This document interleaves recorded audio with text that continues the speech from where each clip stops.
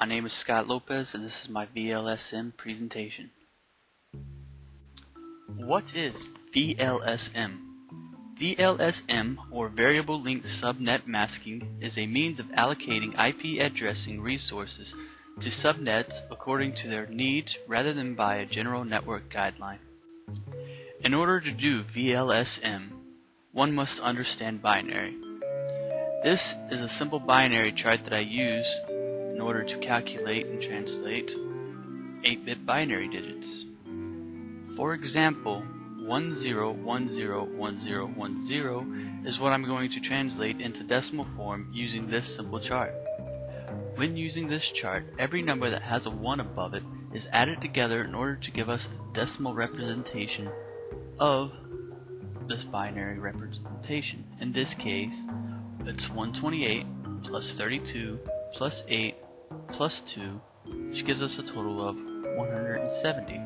So the binary representation 10101010 is equal to the decimal form 170. Using this chart to go from decimal to binary is simple.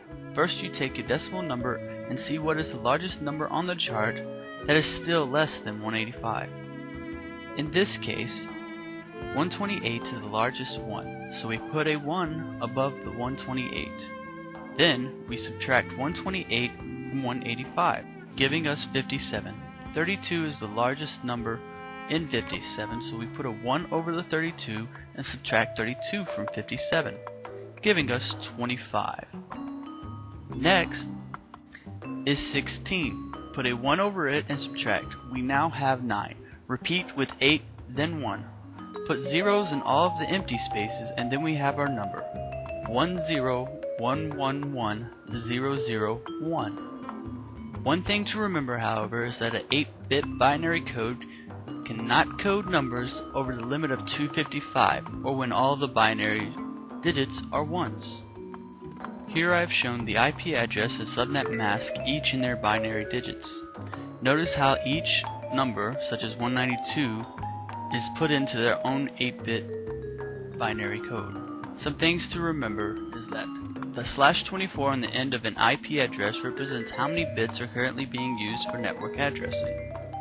Another thing to remember when we do VLSM is the subnet starting at the largest need and work your way down the list. After all of that, make sure to check your work. One more thing to remember while subnetting is networking classes. There are 4 classes total, classes A, classes B, C, and D, each with their own subnet mask. Now that we have a simple understanding of these, let's start our first problem with VLSM. Here is our first VLSM problem. The network address is subnet mask. The IP is 192.168.72.0/24, and the subnet mask is 255.255.255.0. This means it's a C-class network. We need 4 different subnets for this network. One needing 45 host IDs, one needing at least 16 host IDs, one needing at least 10 host IDs, and one needing at least 4 host IDs.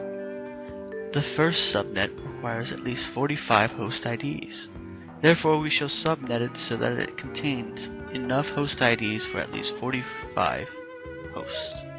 One thing to remember is that when subnetting, you cannot use the host IDs that end with all zeros or all ones. The ones with all zeros is the network address, and the ones with all ones is the broadcast.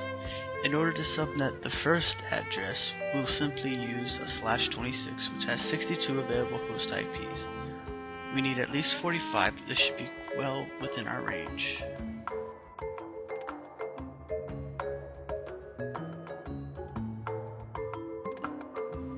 After subnetting, we have the network address is 192.168.72.0/26. First available is 192.168.72.1. The last available is 192.168.72.62, and the broadcast address is 192.168.72.60. After all of this, we come to find that the next subnet will start at 192.168 192.72.64/26. To find the subnet mask of the first subnet, we simply take the /26 that we have created and change the subnet mask into a binary form, putting 26 ones in it followed by the rest as zeros, and then simply change back into decimal for each part.